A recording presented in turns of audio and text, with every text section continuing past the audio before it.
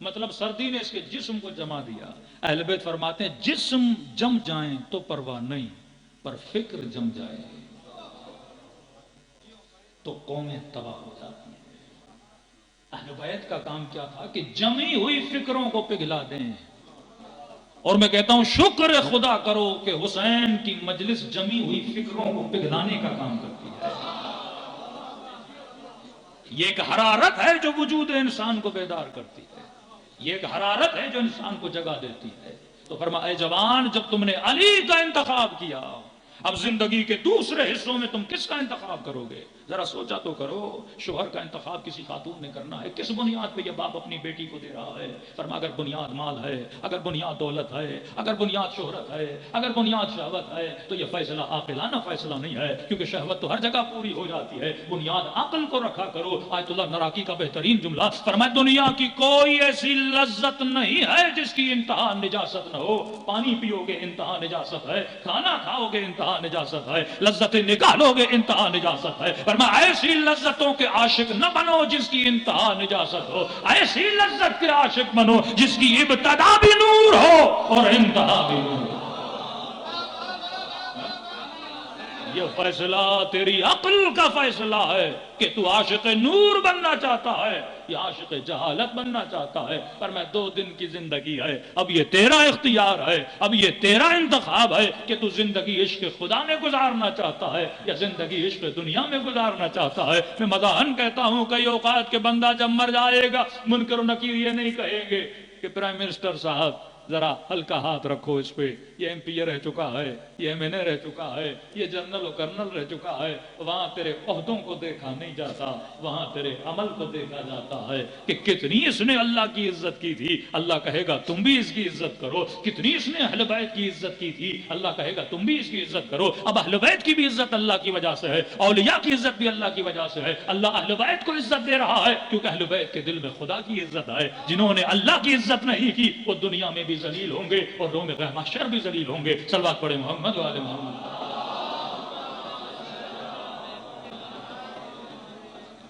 دین تو پہنچا پر حکمت نہ پہنچی.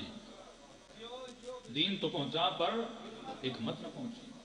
کہ بندہ نماز پڑھے، اتنی بڑی داڑھی، ماتھوں پہ سجدوں کے نشان، لیکن پتہ چلے کہ یہ زانی ہے، پتہ چلے کہ یہ شرابی ہے. انٹیریئر سندھ کا ایک جوان کہنے لگا مولانا 21 مرتبہ میں کربلا گیا ہوں. میں نے کہا ماشاءاللہ. رونے لگا. کہ 21 کے 21 مرتبہ حسین کی زری کو پکڑ کر میں نے وعدہ کیا کہ مولا آج کے بعد شراب نہیں پیوں گا. میں نے کہا پھر؟ کہ ہر دفعہ اپنے وعدے کو توڑا. کہ اب کربلا جانا چھوڑ دیا ہے. میں نے کہا کیوں؟ کہ اب شرم آتی ہے کہ اب کس منہ سے امام کے پاس جاؤں کہ اپنے امام سے 21 مرتبہ ایک وعدہ کر کے آؤں پھر واپسی میں توڑ دوں. میں نے کہا کیسے ممکن ہے کہ بندہ حسین کی زری پہ جائے، وعدہ کرے اور واپسی پہ توڑ دے؟ پھر میں نے کہا ممکن ہے. خدا قرآن میں ایک وعدہ دے رہا ہے، کہا کہ الصلاۃ تنہی عن الفحشاء والمنکر. نماز بندے کو فحشا سے بچاتی ہے، نماز بندے کو گناہ سے بچاتی ہے. پھر میں نے دیکھا معاشرے میں کئی ایسے نمازی ہیں جو راشی بھی ہیں، کئی ایسے نمازی ہیں جو شرابی بھی ہیں، کئی ایسے حافظ ہیں جو ظالم بھی ہیں. میں نے کہا فائدہ کیا ہے؟ اس کا مطلب نماز نے تو کچھ دیا نہیں. اور اللہ کیا کہہ رہا ہے کہ الصلاۃ تنہی عن الفحشاء والمنکر. نماز گناہ سے بچاتی ہے. یہ حسین ابن علی کی زری پہ جا کے وعدہ کر رہا ہے کہ مولا آج کے بعد شراب نہیں پیوں گا، پھر آ کے پیتا ہے. یاد رکھیے زندگی اصولوں پہ چلتی ہے. اللہ نے اہل بیت نے اصول بتائے. مثلا آپ گاڑی چلاتے ہو، سامنے ریڈ سگنل ہے، اصول ہے کہ جب لال بتی ہو تو گاڑی کو روکو. اب بندہ کہے کہ یا علی کہہ کے گزر جاؤں گا، اور کل ایکسیڈنٹ ہو گیا اور کہے کہ میں نے یا علی تو کہا تھا، ایکسیڈنٹ کیوں ہوا؟ تو علی کہے گا میں نے نہیں کہا تھا، یہاں رکنا ہے. اگر اصول پہ بندہ عمل نہ کرے تو زندگی تباہ و برباد ہو جاتی ہے.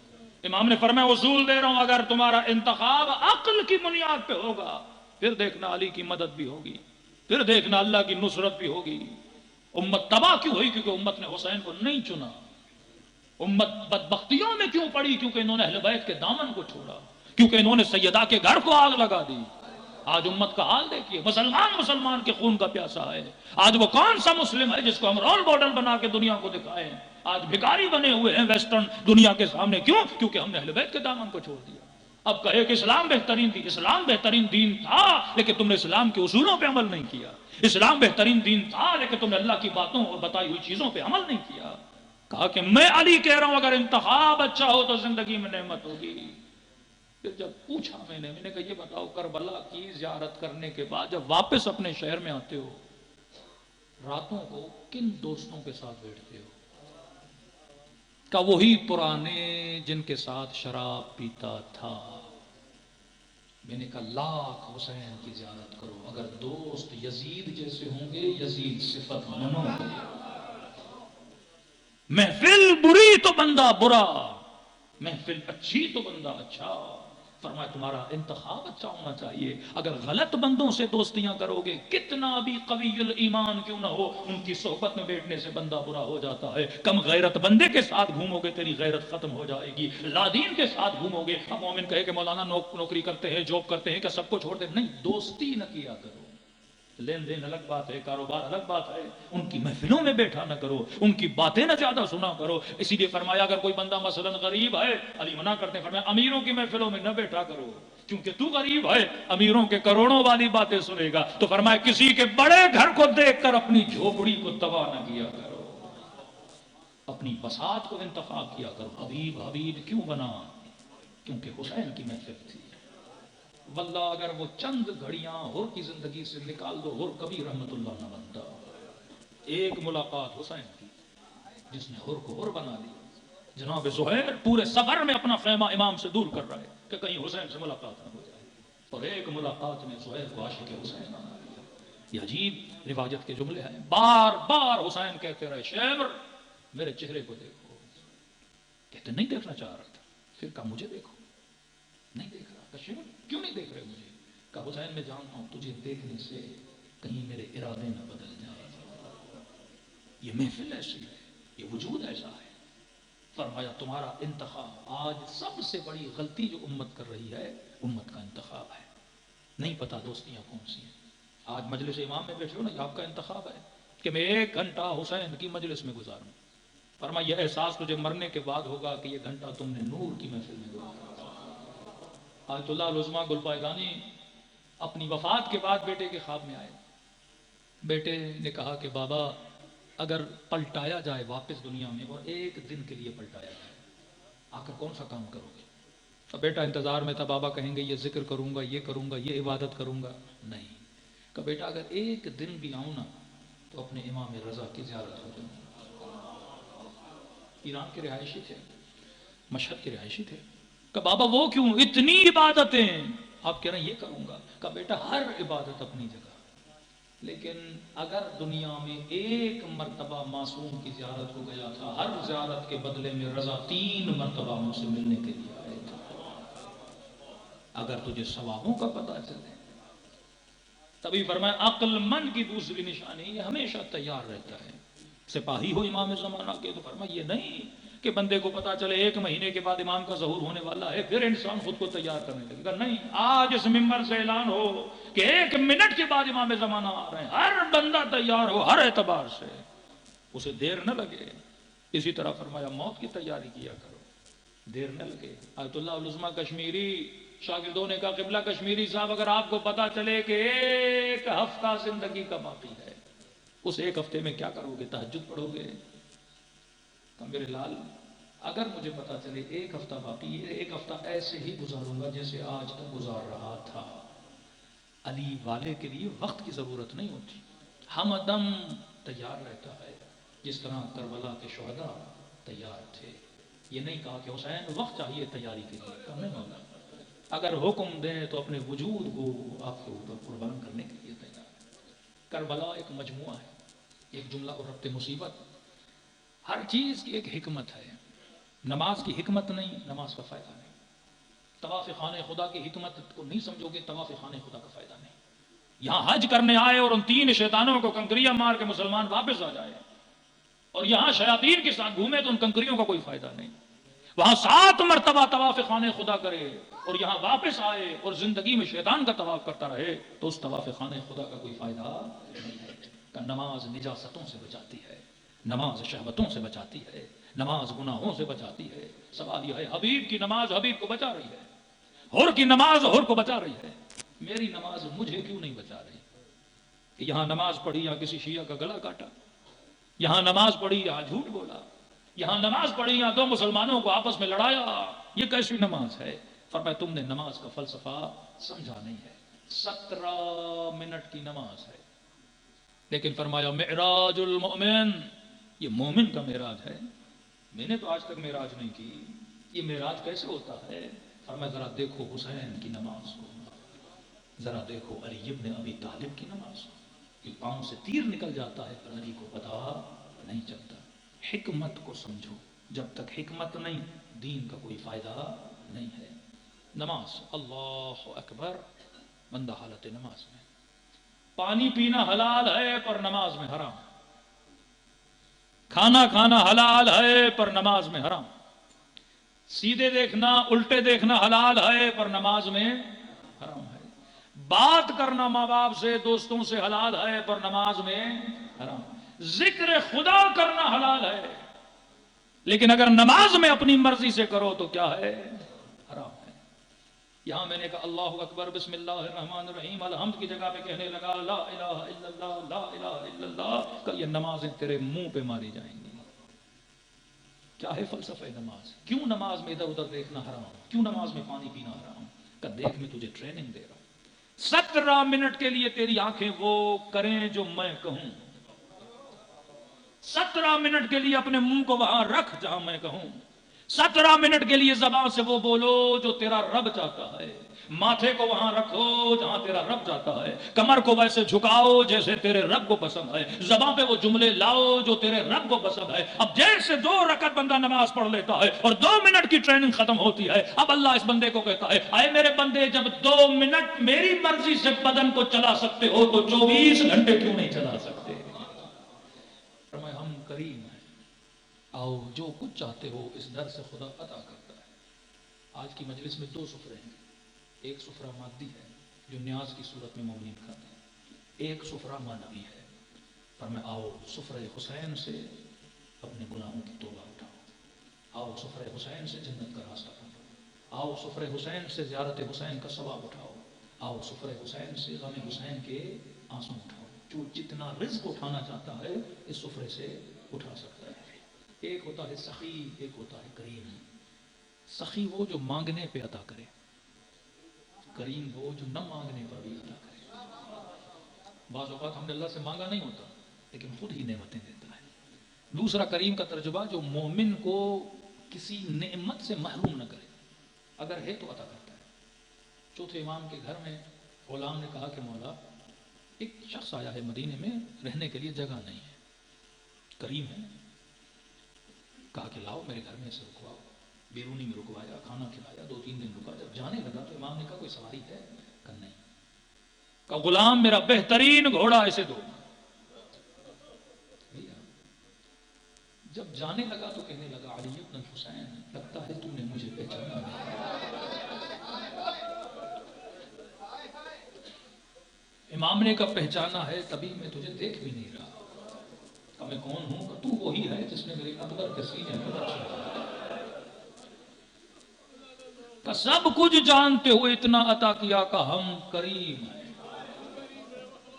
جو تم نے کیا وہ تیرا کردار تھا، جو میں نے کیا یہ میرے بابا کی تربیت تھی. خیمے میں آئے فرمایا بہن زینب جانا چاہتا ہوں. بہن نے اماں کا کرتا دیا. عجیب روایت ہے، خنجر نکالا کرتے کو پھاڑنا شروع کی. کہ حسین اماں کی نشانی میں پھاڑ ہو گئے. کہا کہ حیا ہمارے وجود میں ہے، میں جانتا ہوں میری شہادت کے بعد میرے بدن سے ہر چیز اتار دی جائے. زینب پھٹا ہوا کرتا ہے، نئی چیز ہوگی تو کشش ہوگی، پھٹی ہوئی چیز میں شاید کشش نہ ہو، کم از کم میرے بدن پہ یہ کرتا رہنے دیں، میں نہیں چاہتا میرا بدن عریان ہو. پھر کہا کہ بہن زینب وہ دوسرا کرتا لاؤ. کریم ہے، پھٹے ہوئے کرتے کے اوپر ایک نیا کرتا پہنا۔ بہن نے پھر پوچھا حسین جب خود کہہ رہے ہو کہ ہر چیز اتار کے لے جائیں گے یہ کرتا کیوں پہن رہے ہو؟ فرمایا زینب میں نہیں چاہتا جو لوٹنے آئے وہ حسین کے بدن سے خالی جائے،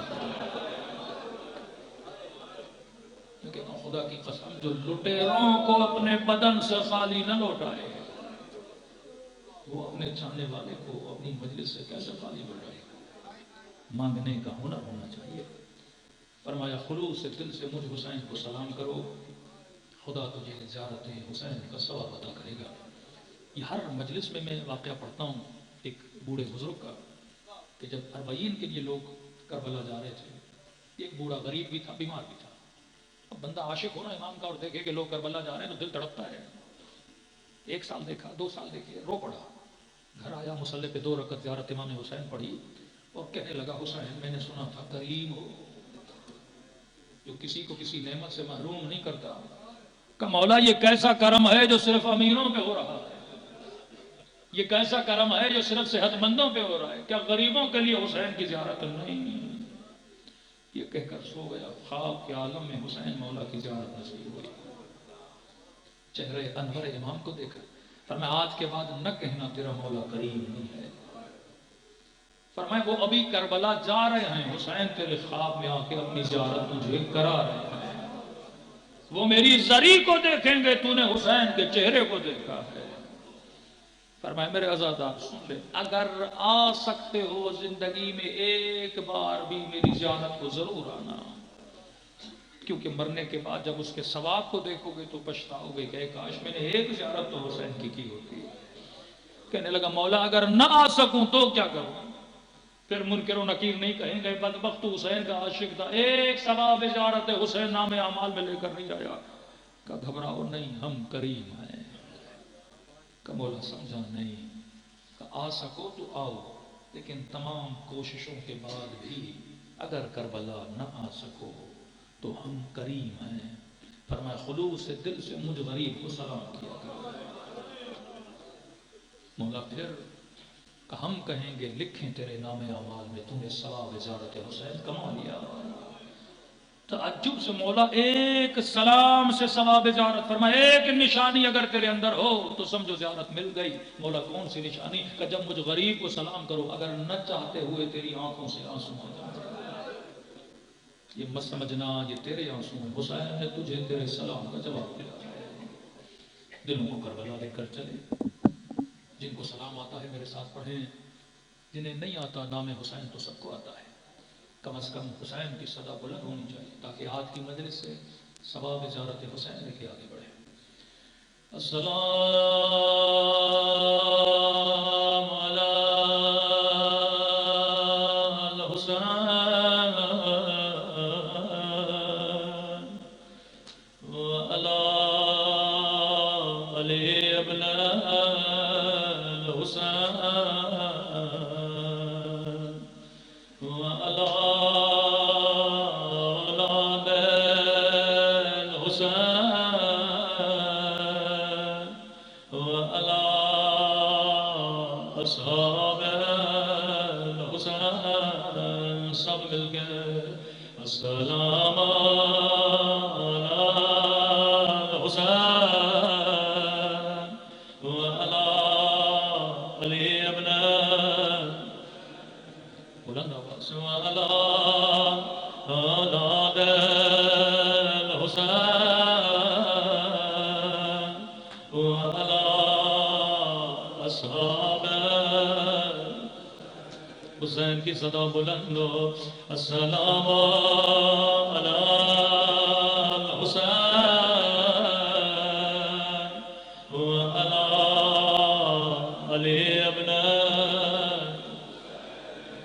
وعلی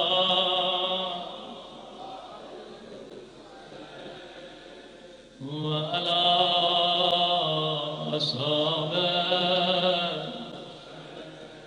میرا سلام ہو زینب کی لٹی ہوئی چادر پہ،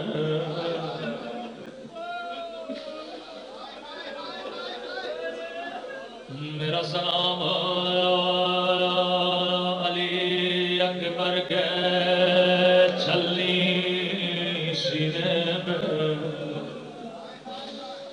میرا سلام رباب کی اجڑی ہوئی گودی پر، میرا سلام سکینہ کے زخمی کانوں پر، فرمایا ایسے رویا کرو جیسے بوڑھی ماں جوان بیٹے پہ روتی ہے۔ آپ نے زندگی میں کئی ذاکروں کے مصائب سنے ہوں گے، کئی علاماؤں کے مصائب سنے ہوں گے۔ جمعے کا دن ہے، یہ دن امام زمانہ کا دن ہے۔ فرمایا جب کبھی دل کرے فرزند زہرا کے ساتھ رونے کا تو کشیو زیارت ناہیہ پڑھا کرو، یہ امام زمانہ کا پڑھا ہوا نوحہ ہے۔ اب جو جملے پڑھوں گا وہ کسی ذاکر کے جملے نہیں، وہ حجت خدا فرزند زہرا کے جملے ہیں۔ سنیں گے اپنے جد کے مصائب کیسے روتے ہیں۔ فرمایا میرا سلام ان زخمی رخساروں پر،